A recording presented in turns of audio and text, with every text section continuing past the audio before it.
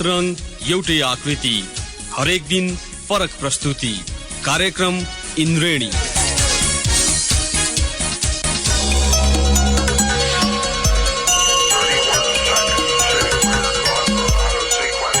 नमस्कार श्रोता, रेडियो कान्तिपुरको नियमित प्रस्तुति इन्द्रेणीमा यहाँलाई स्वागत छ। आज बिहीबार हामी आर्थिक गतिविधि समेटिएको इन्द्रेणी लिएर उपस्थित भएका छौँ। सदा चाहिँ आज पनि कार्यक्रममा हामी साताभरका प्रमुख आर्थिक समाचार तथा कृषि सम्बन्धी केही समाचार प्रस्तुत गर्नेछौँ। साथै आजको कार्यक्रममा हामी गभर्नर चिरञ्जीवी नेपालले हिजो सार्वजनिक गर्नुभएको मौद्रिक नीतिको सम्पादित अंशलाई पनि प्रस्तुत गर्नेछौँ। कार्यक्रम सुरु गरौँ साताभरका प्रमुख आर्थिक समाचारबाट। नेपाल राष्ट्र बैंक अनुसार बैंकको एउटा शाखाले 3400 भन्दा बढीलाई सेवा दिनुपर्ने बाध्यता छ। हालसम्म सबै खालका बैंकको गरी 8500 भन्दा बढी शाखा खुलिएको भए पनि सबै स्थानीय तहसम्म बैंकका शाखा पुगेका छन्। बैंकको एउटा शाखाले धेरै मानिसलाई सेवा दिनु परेकाले खातामा रकम जम्मा गर्न र रकम झिक्न लामो लाइन लाग्नुपर्ने बाध्यता छ। बैंकबाट थोरै रकम झिक्नेहरूका लागि एउटा विकल्प छ, एटीएम मेसिन। यस्ता एटीएम मेसिन देशभर 3000 भन्दा बढी छन्। बैंकमा पैसा जम्मा गर्न लामो लाइन बस्नुपर्ने बाध्यताको विकल्प चाहिँ के?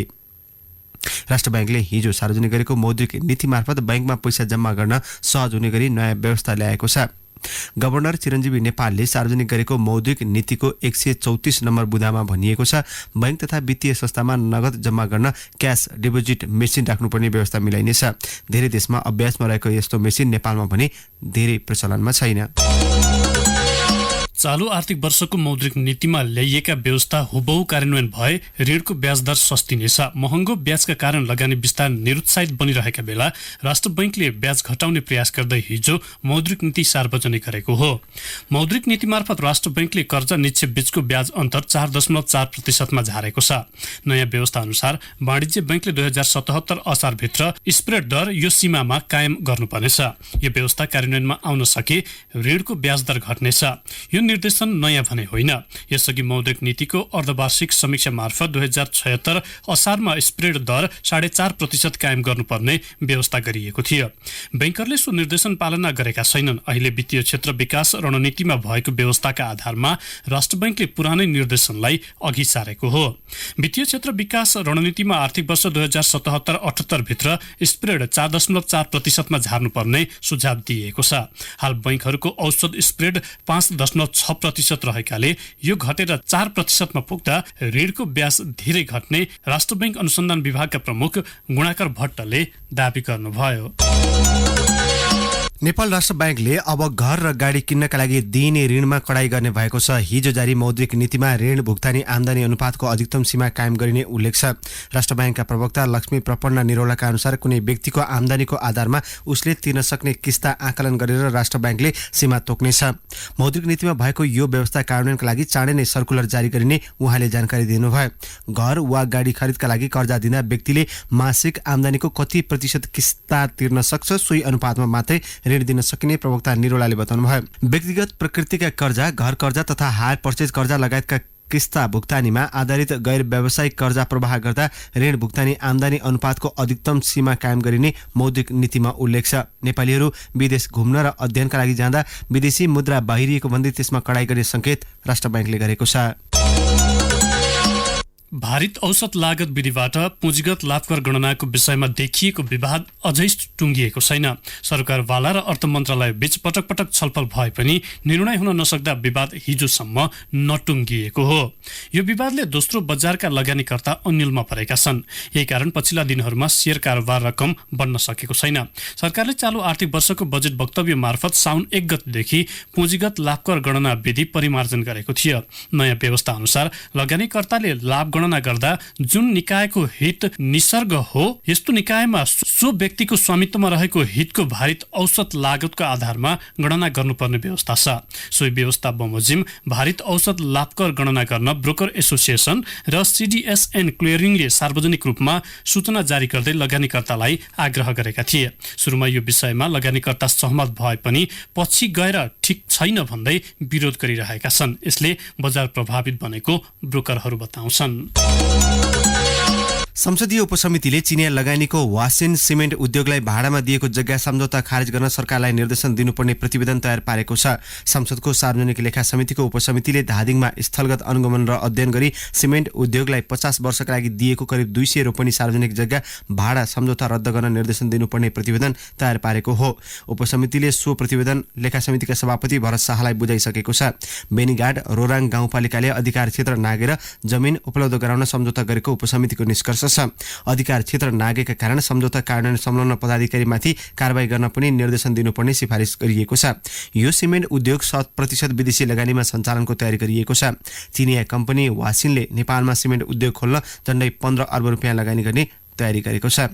वासिन सिमेन्ट उद्योग र लगानी बोर्ड बीच परियोजना लगानी सम्झौता समेत भई उद्योग विस्तारको काम भइरहेको छ। ढिलो अख्तियारी आएका कारण काभ्रे जिल्लामा करोडौं विकास बजेट खर्च हुन नसकेर फ्रिज भएको छ। आर्थिक वर्षको अन्तिमतिर कार्यक्रम र बजेट सहितको अख्तियारी आएपछि कार्यान्वयन हुन नसकेको हो। कोष तथा लेखा नियन्त्रण कार्यालय काभ्रेका अनुसार संघ तथा प्रदेश सरकारको चालु र पुँजीगत तथा स्थानीय सरकारको चालु खर्च मध्येबाट 5 अर्ब 10 करोड 92 लाख 66 हजार 479 रुपैयाँ खर्च हुन नसकेको हो। संघ अन्तर्गतका कार्यालयको 1 अर्ब 20 करोड 25 लाख 25 हजार 622 पुँजीगत र प्रदेश अन्तर्गतका कार्यालयको 96 करोड 63 लाख 68 हजार 228 पुँजीगत बजेट खर्च भएको छैन। संघीय सरकारबाट प्रदेश सरकारलाई हस्तान्तरण भएका 10 योजना मध्ये 7 करोडका 5 योजनामा ठिक्का नै आह्वान भएन। सरकारले लागू गरेको मालवस्तु तथा ढुवानी साधनको अनुगमन प्रणाली BCTS को विरोधमा एक सातादेखि भइरहेको ढुवानी बन्दले भन्सारमा 1.5 अर्ब रुपियाँ भन्दा धेरै राजस्व असुली प्रभावित भएको छ। भैरवा लुम्बिनी करिडोरका 1 दर्जन सिमेन्ट उद्योगले उत्पादन बन्द गरेका छन्। बजारमा खाद्यान्न लगायत निर्माण सामग्रीको अभाव हुन थालेको छ। सरकारले साउन 1 गतेदेखि यस्तो प्रणाली लागू गरेपछि विरोधमा ट्रान्सपोर्ट व्यवसायीले ढुवानी बन्द गरेका थिए। अहिले तराई तथा पहाडमा उत्पादित वस्तु बजारमा पुग्न सकिरहेका छैनन्। डिलर र थोक विक्रेतासँग मौजूदा मालसामान पनि गोदाममै थन्किएको छ। बजारमा सामानको अभाव हुन थालेको छ। भैरवा भन्सारले सामान्य अवस्थामा दैनिक 25 देखि 30 करोड रुपियाँ राजस्व सङ्कलन गर्थ्यो। ढुवानी ठप्प भएपछि अहिले दैनिक सरदर 5 करोड रुपियाँ राजस्व असुली भइरहेको छ। विज्ञापन रहित प्रसारण क्लिन फिड सम्बन्धी प्रावधान मुलुकको हितमा भए पनि प्रस्तावित विधेयकमा प्रस्तावित प्रावधानले कार्यान्वयन फितलो हुने सञ्चार एवं कानुन विज्ञहरूले बताएका छन्। प्रतिनिधि सभाको विकास तथा प्रविधि समितिमा सुझाव दिने क्रममा उनीहरूले विधेयकमा उल्लेखित मुद्दाले दुविधा उत्पन्न गराएको धारणा राखेका छन्। क्लिन फिडको प्रावधान स्पष्ट रूपमा आउन नसकेको पत्रकार महासंघका पूर्व अध्यक्ष तारानाथ दाहालको भनाइ छ। उहाँले भन्नुभयो, यो सकारात्मक र आवश्यक हो, तर विधेयकमा जुन जुन प्रावधान जसरी राखियो त्यसबाट कार्यान्वयनमा जटिलता आउने देखिन्छ। संविधानविद काशीराज दाहालले विधेयकमा तोकिएको समय तोके अनुसारको जस्ता प्रावधान नराख्न आग्रह गर्नुभयो। यस्ता प्रावधानले सरकारलाई सजिलो हुने र उसले जटिलता आउने बित्तिकै कार्यान्वयनमा व्यवस्था गर्ने परम्परा रहेको उहाँको भनाइ छ।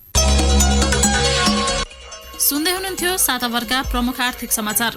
कार्यक्रममा अब प्रस्तुत छ कृषि सम्बन्धी केही समाचारहरू।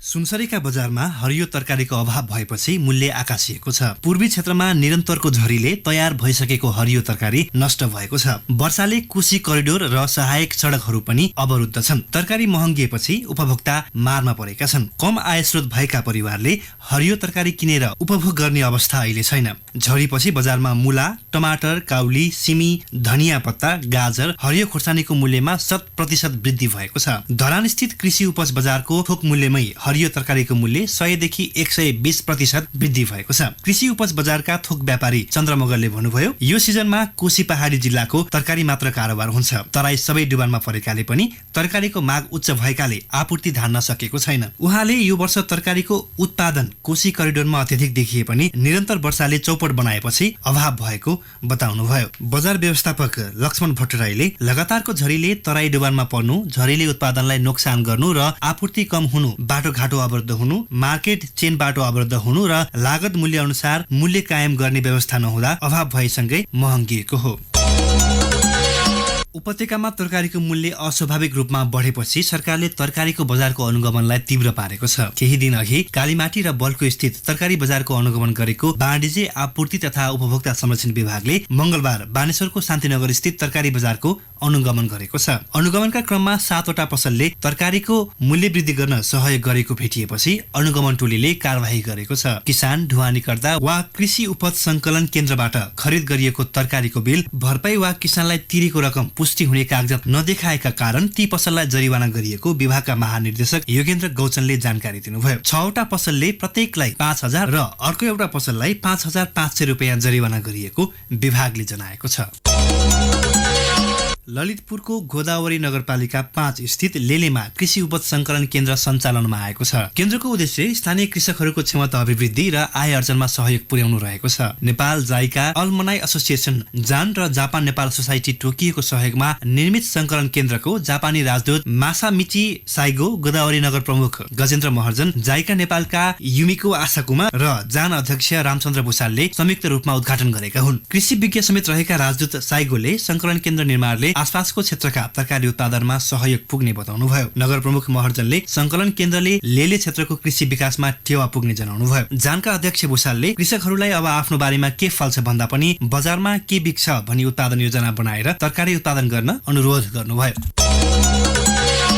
पशुपालनतर्फ किसानको आकर्षण बढेसँगै तनहुँ, मासु र दुधमा आत्मनिर्भर बनेको छ। जिल्लावासीको बढ्दो आवश्यकतालाई मध्यनजर गरी किसानले मासु र दुधजन्य पदार्थको उत्पादन बढाएका छन्। जिल्लालाई मासुमा आत्मनिर्भर बनाउन विगतदेखि नै कृषकलाई विभिन्न कार्यक्रम मार्फत प्रेरित गरिरहेको भेटेरिनरी अस्पताल तथा पशु सेवा विज्ञ केन्द्र प्रमुख डाक्टर बालकुमार श्रेष्ठले बताउनुभयो। जिल्लामा वार्षिक 4,526 टन मासुको माग भए पनि 4,558 टन उत्पादन भइरहेको छ। जिल्ला दुग्धजन्य पदार्थमा पनि आत्मनिर्भर बनेको छ। वार्षिक 29,410 टन दूधको माग रहेकामा 49,543 टन उत्पादन भइरहेको छ। जिल्लामा खपत भन्दा बढी उत्पादन दूधजन्य पदार्थ बाहिर पनि पठाइएको श्रेष्ठले बताउनुभयो। वार्षिक रूपमा व्यक्तिलाई 91 लिटर दूध आवश्यक पर्ने भए पनि 152 लिटर दूध उपलब्ध भइरहेकाले बढी भएको दूधजन्य पदार्थ अन्य जिल्लामा पठाइएको हो। उत्पादित दूधमा भैँसीको योगदान बढिरहेको कार्यालयले जनाएको छ।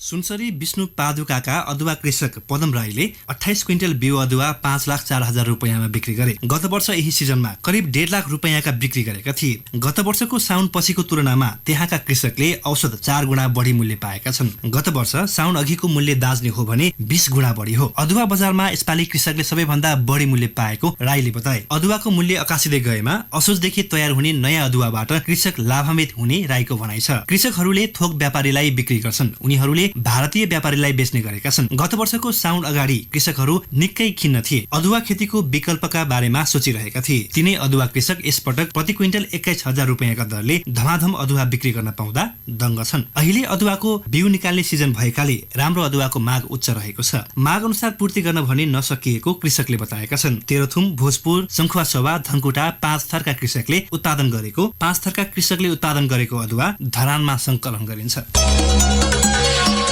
कृषि सम्बन्धी केही समाचार तथा साताभरका प्रमुख आर्थिक समाचार यहाँले सुनिहाल्नुभयो। कार्यक्रममा अब भने पालो भएको छ ब्रेकको। ब्रेकपछि हामी गभर्नर चिरञ्जीवी नेपालले हिजो सार्वजनिक गर्नुभएको मौद्रिक नीतिको सम्पादित अंश प्रस्तुत गर्नेछौँ। ब्रेकपछि यहाँलाई पुनः स्वागत छ। यहाँहरू सुन्दै हुनुहुन्छ कार्यक्रम इन्द्रेणी अन्तर्गत आज हामी आर्थिक गतिविधि प्रस्तुत गरिरहेका छौँ। कार्यक्रममा ब्रेक अगाडिको पहिलो खण्डमा यहाँहरूले साताभरका प्रमुख आर्थिक समाचार तथा कृषि सम्बन्धी केही समाचार सुनिहाल्नुभयो। कार्यक्रममा अब भने हामी प्रस्तुत गर्दैछौँ हिजो सार्वजनिक भएको मौद्रिक नीतिको सम्पादित अंश। बजेटले लक्षित गरेको आर्थिक वृद्धि हासिल गर्न आन्तरिक उत्पादन वृद्धि, रोजगारी सृजना र उद्यमशीलता विकासमा वित्तीय साधनका उपलब्धतालाई प्रोत्साहन गर्ने कार्यक्रमसहित राष्ट्र ब्याङ्कले चालु आर्थिक वर्षको मौद्रिक नीति सार्वजनिक गरेको छ। अर्थतन्त्रको विद्यमान अवस्था, आन्तरिक तथा अन्तर्राष्ट्रिय आर्थिक परिदृश्य, सरकारको 15औं योजनाका साथै बजेटलाई ध्यान दिई कार्यदिशा तय गरिएको गभर्नर चिरञ्जीवी नेपालले जानकारी दिनुभयो। मूल्य स्थायित्व कायम गर्न मुद्रास्फीति 6% सीमित राख्ने मौद्रिक नीतिमा उल्लेख छ। बाह्य क्षेत्र स्थायित्वका लागि चालु आर्थिक वर्षको कम्तीमा 7 महिनाको वस्तु तथा सेवा आयात धान्न पर्याप्त हुने विदेशी विनिमय सञ्चिति कायम गर्ने लक्ष्य लिएको छ। वाणिज्य ब्याङ्कहरूले मर्जरका लागि बाध्यकारी नीति नलिई प्रोत्साहन गर्ने गरी मौद्रिक नीति आएको छ। आजको कार्यक्रममा हामी गभर्नर चिरञ्जीवी नेपालले सार्वजनिक गर्नुभएको सोही मौद्रिक नीतिको सम्पादित अंश प्रस्तुत गर्दैछौँ। अब भने हामी गभर्नर चिरञ्जीवी नेपालले सार्वजनिक गर्नुभएको मौद्रिक नीतिको सम्पादित अंश प्रस्तुत गर्नेछौँ। नेपाल सरकारको बजेटमा उल्लेखित 8.5% को हाराहारीमा आर्थिक वृद्धि हासिल गर्न सहयोग पुग्ने गरी मौद्रिक व्यवस्थापन गरिनेछ। प्रचलित मूल्यको कुल ग्राहस्थ उत्पादनलाई मौद्रिक प्रक्षेपणको आधारको रूपमा लिएको सन्दर्भमा विस्तृत मुद्रा प्रदायको विस्तारलाई 18% को सीमाभित्र कायम गरिनेछ। यसै गरी आन्तरिक कर्जा विस्तार 24% र निजी क्षेत्रतर्फको कर्जा वृद्धि 21% सीमित गर्ने प्रक्षेपण छ। मौद्रिक नीतिको अंकुशको रूपमा रहेको विद्यमान स्थिर विनिमय दर पद्धतिलाई निरन्तरता दिएको छ। मौद्रिक व्यवस्थापनको प्रमुख उपकरणको रूपमा रहेको खुला बजार कारोबार सञ्चालनको लागि बैंक तथा वित्तीय संस्थाले यस बैंकमा राख्नुपर्ने अनिवार्य नगद अनुपात बाहेक अधिक तरलतालाई अनुगमन गर्दै बैंकहरूको अन्तर्ब्याङ्क कारोबार दरलाई सञ्चालन लक्ष्यको रूपमा लिइनेछ। अल्पकालीन ब्याज दरको उतार चढाव कम गर्ने उद्देश्यका साथ कार्यान्वयनमा ल्याइएको ब्याज दर करिडोरलाई थप प्रभावकारी बनाइनेछ। ब्याज दर करिडोरको माथिल्लो सीमाको रूपमा स्थायी तरलता सुविधा दर 6% र नीतिगत दरको रूपमा रिपो दरलाई 4.5% र तल्लो सीमाको निक्षेप सङ्कलन दरलाई 3% कायम गरिएको छ। बैंक तथा वित्तीय संस्थालाई कायम गर्नुपर्ने 4% को अनिवार्य नगद अनुपातलाई यथावत कायम गरिएको छ। वाणिज्य बैंकहरूले कायम गर्नुपर्ने वैधानिक तरलता अनुपात 10%, विकास बैंकहरूले 8% र वित्त कम्पनीहरूले 7% लाई यथावत राखिएको छ। अन्तिम ऋणदाता सुविधा दरको रूपमा रहेको बैंक दरलाई 6.5% बाट 6% कायम गरिनेछ। यस बैंकले प्रदान गर्ने विशेष पुनर्कर्जा दर 1% यथावत कायम गरिएको छ भने साधारण पुनर्कर्जा दरलाई 4% बाट 3% कायम गरिनेछ। बैंक तथा वित्तीय संस्थाले विशेष पुनर्कर्जा उपयोग गर्ने ऋणीबाट बढीमा 3% मात्र ब्याज लिन पाउने व्यवस्थालाई यथावत कायम गरिएको छ भने साधारण पुनर्कर्जा उपयोग गर्ने ऋणीबाट बढीमा 7% सम्म ब्याज लिन पाउने व्यवस्था गरिनेछ। यस बैंकले साना तथा मझौला उद्यमका लागि असल कर्जाको धितो सुरक्षणमा प्रदान गर्दै आएको रु 10 लाख सम्मको पुनर्कर्जाको विद्यमान दरलाई 5% बाट घटाई 3% कायम गरिनेछ भने बैंक तथा वित्तीय संस्थाहरूले ऋणीबाट लिन सक्ने विद्यमान ब्याज दरलाई 10% बाट घटाई 7% कायम गरिनेछ। उच्च आर्थिक वृद्धिको प्रवृत्तिलाई सहयोग पुर्याउने आन्तरिक उत्पादन र विस्तार मार्फत आयात व्यवस्थापन गर्ने र विश्व अर्थतन्त्रमा देखिने थालेको सम्भावित मन्दीको प्रभाव आन्तरिक अर्थतन्त्रमा कम गर्ने उद्देश्यका साथ मौद्रिक सहजीकरण गरिएको हो। कर्जा तथा स्रोत व्यवस्थापन, मूल्य तथा बाह्य क्षेत्र स्थायित्व कायम गर्न आन्तरिक आर्थिक क्रियाकलापहरूलाई प्रोत्साहन गर्ने तथा कर्जा व्यवस्थापनका उपायहरू अवलम्बन गरिनेछन्। बैंक तथा वित्तीय संस्थाहरूले विदेशबाट ऋण प्राप्त गर्न सक्ने स्रोतको दायरा विस्तार गर्दै बैंकिङ क्षेत्रको अतिरिक्त पेन्सन फन्ड, हेज फन्ड लगायतका स्रोतबाट समेत ऋण ल्याउन सक्ने व्यवस्था गरिनेछ। बैंक तथा वित्तीय संस्थाहरूले परिवर्तित विदेशी मुद्रामा ऋण लिन सक्ने विद्यमान व्यवस्था अन्तर्गत ऋणको ब्याज दर 6 महिनाको लाइबर दरमा थप 3% भित्र हुनुपर्ने प्रावधान रहेकोमा यस्तो ब्याज दर लाइबर दरमा थप 4% भित्र हुनुपर्ने व्यवस्था गरिनेछ। बैंक तथा वित्तीय संस्थाहरूले संस्थागत विदेशी निक्षेपकर्ता तथा गैर आवासीय नेपालीहरूबाट कम्तीमा पनि 2 वर्ष अवधि भएको विदेशी मुद्रा मुद्दती निक्षेप सङ्कलन गर्न सक्ने र यस्तो निक्षेपको 7% सम्म नेपाली मुद्रामा कर्जा प्रवाह गर्न पाउने व्यवस्था गरिनेछ। बैंक तथा वित्तीय संस्थाहरूले स्वदेशी मुद्रामा निक्षेप सङ्कलन गर्दा एक संस्थाबाट सङ्कलित निक्षेप अर्को निक्षेप आफ्नो कुल स्वदेशी मुद्रा निक्षेपको कम्तीमा 10% कायम गर्नुपर्ने व्यवस्था गरिनेछ। साथै कुल स्वदेशी मुद्रा निक्षेपमा संस्थागत निक्षेपको अङ्क 50% सम्म हुन सक्ने विद्यमान व्यवस्थालाई यथावत राखिएको छ। वाणिज्य बैंकहरूले 2077 असार मसान्तभित्र आफ्नो चुक्ता पुँजीको न्यूनतम 25% बराबर अनिवार्य रूपमा ऋणपत्र जारी गर्नुपर्ने व्यवस्था गरिनेछ। बैंकहरूले जारी गरेको ऋणपत्रको 7% रकम कर्जा प्रवाहका लागि उपयोग गर्न सक्ने व्यवस्था गरिनेछ। नेपाली नागरिकसँग रहेको सुन बैंकमा निक्षेपको रूपमा जम्मा गर्न सक्ने विषयमा नीतिगत व्यवस्था गरिनेछ। व्यक्तिगत प्रकृतिका कर्जा, घर कर्जा तथा हायर पर्चेज कर्जा लगायतका किस्ता भुक्तानीमा आधारित गैर व्यावसायिक कर्जा प्रवाह गर्दा ऋण भुक्तानी आम्दानी अनुपात डेब्ट service to gross income ratio GTI को अधिकतम सीमा कायम गरिनेछ। बैंक तथा वित्तीय संस्थाहरूले छुट्टा-छुट्टै वा एकमुष्ट गरी 1 करोड वा सोभन्दा बढी कर्जा प्रवाह गर्दा अनिवार्य रूपमा स्थायी लेखा नम्बर लिनुपर्ने व्यवस्था रहेकोमा यस्तो सीमा रु 50 लाख कायम गरिएको छ। वाणिज्य ब्याङ्कहरूले कृषिमा न्यूनतम 10% तथा ऊर्जा र पर्यटनमा 15% कर्जा प्रवाह गर्नुपर्ने व्यवस्थालाई यथावत कायम गरिएको छ। विकास ब्याङ्क वित्त कम्पनीले प्राथमिकता प्राप्त क्षेत्रमा आफ्नो कुल कर्जाको न्यूनतम 15% र 10% कर्जा प्रवाह गर्नुपर्ने विद्यमान व्यवस्थालाई निरन्तरता दिएको छ। पूर्वाधार विकास ब्याङ्कले परियोजना छनौट गर्दा गर्नुपर्ने लगानीको न्यूनतम सीमा रु 30 करोड कायम गरिनेछ। तोकिएका प्राथमिकता प्राप्त क्षेत्रहरूमा सहुलियतपूर्ण कर्जा उपलब्ध होस् भन्ने उद्देश्यले यस ब्याङ्कले स्थापना गरेको पुनर्कर्जा कोषको सञ्चालन कार्यविधि जारी गरिनेछ। वाणिज्य ब्याङ्क, विकास ब्याङ्क र वित्त कम्पनीहरूले आफ्नो कुल कर्जा लगानीको न्यूनतम 5% विपन्न वर्गमा लगानी गर्नुपर्ने व्यवस्थालाई यथावत राखिएको छ। अन्तर्ब्याङ्क सापटी रकमलाई कर्जा स्रोत परिचालन अनुपात गणना गर्ने प्रयोजनमा समावेश गर्ने व्यवस्थालाई पुनरावलोकन गरिनेछ। वाणिज्य ब्याङ्कहरूले कर्जा निक्षेपको भारित औसत ब्याज दर अन्तर 2077 असार मसान्तसँग 4.4% मा ल्याइसक्नुपर्ने व्यवस्था गरिनेछ।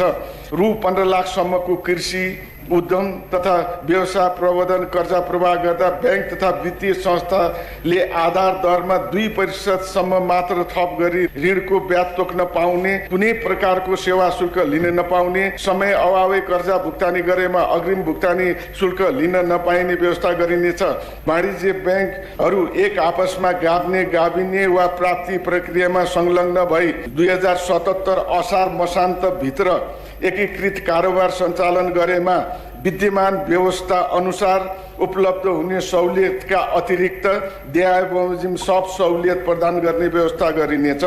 कृषि, ऊर्जा, पर्यटन क्षेत्रमा तोकिएको कर्जा पुर्याउनु पर्ने अवधि 2078 असार मसान्त कायम गरिनेछ।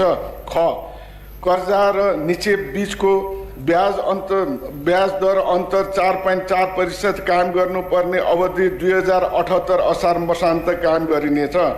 शाखा विस्तार गर्न यस ब्याङ्कको स्वीकृति लिनु नपर्ने गरिनेछ। सञ्चालक समितिका सदस्य, प्रमुख कार्यकारी अधिकृत, नायक प्रमुख कार्यकारी अधिकृत पदबाट हटेको कम्तीमा 6 महिना व्यतीत नभई यस ब्याङ्कबाट इजाजत पत्र प्राप्त अन्य संस्थामा सञ्चालक वा अन्य कुनै पनि हैसियतमा काम गर्न नपाउने विद्यमान प्रावधान लागू हुने छैन। चुक्ता पुँजीको 25% बराबर ऋणपत्र जारी गरिसक्नुपर्ने अवधि 2078 असार मसान्त कायम गरिनेछ र एकभन्दा बढी ब्याङ्क तथा वित्तीय संस्थामा निश्चित प्रतिशतभन्दा बढी सेयर स्वामित्व हुने सेयर धनीहरू भएका ब्याङ्क तथा वित्तीय संस्थालाई गाभिने र प्राथमिकतामा राखी मर्जमा लैजाने सम्बन्धमा आवश्यक व्यवस्था मिलाइनेछ। सुन्दै हुनुहुन्थ्यो राष्ट्र ब्याङ्कले जारी गरेको चालु आर्थिक वर्षको मौद्रिक नीतिको प्रमुख अंश गभर्नर चिरञ्जीवी नेपालकै आवाजमा। हस्त श्रोता, यिनै प्रसङ्गसहित आर्थिक गतिविधि समेटिएको इन्द्रणी आजलाई यति नै। फरक विषयवस्तुसहितको इन्द्रणी लिएर भोलि पुनः उपस्थित हुने नै छौँ। तबसम्म न्युज डेस्कका सम्पूर्ण सहकर्मी सहित अनिल र म प्रतीक्षा बिदा हुन्छौँ। नमस्कार, शुभरात्रि। सूचना र मनोरञ्जनको संवाहक रेडियो राष्ट्रको रेडियो कान्तिपुर।